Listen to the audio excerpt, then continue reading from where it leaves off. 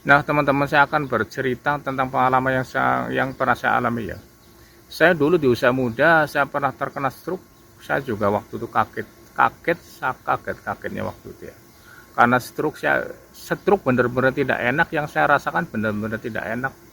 Kadang-kadang kita mau jalan kemana, mau main kemana nggak bisa, mau main ke saudara nggak bisa, cuman bisanya duduk aja di rumah dan setiap pagi olahraga.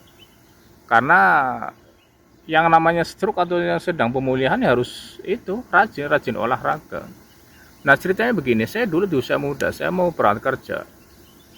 Akhirnya saya waktu itu baru buka pintu mobil, saya langsung terkapar jatuh kejang-kejang, terjadi pingsan waktu itu ya. Akhirnya saya waktu itu kurang lebih 1 jam.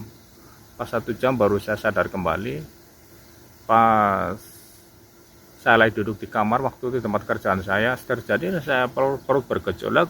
Akhirnya saya terjadi yang namanya kaki seperti di kurus-kurus ya, itu ya rasanya masya Allah, tangan mulut ngunci.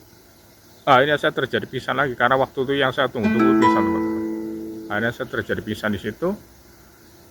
Waktu itu udah nggak sadar sama sekali karena waktu itu saya koma. Setelah saya sadar udah di ruang ICU, saya juga kagetnya itu apakah saya bisa sembuh. Pokoknya ya, teman-teman yang sekarang masih ngalamin stroke pasti pikirannya sama seperti saya. Karena saya waktu itu juga pikirannya ya cemas, ya takut. Pokoknya takut nggak bisa sembuh. Tapi ternyata bisa sembuh, teman-teman. Yang penting kita harus yakin, berdoa, ikhtiar, tawakal Allah, insya Allah bisa sembuh. Nah, ceritanya begini, saya waktu itu di masa pemulihan saya itu sering nanya sama teman saya. Kalau sekarang lebih mudah, karena apa, sekarang banyak TikTok, banyak apa, makanya saya sering cerita bikin video, yaitu tujuannya satu, supaya ada teman yang tahu, supaya tahu sembuhnya caranya gimana gitu, teman-teman. Nah, caranya begini nih. Saya waktu di masa pemulihan, saya menjalani pemulihan, dan akhirnya saya waktu itu eh, sering nanya sama teman saya karena saya pengen sembuh.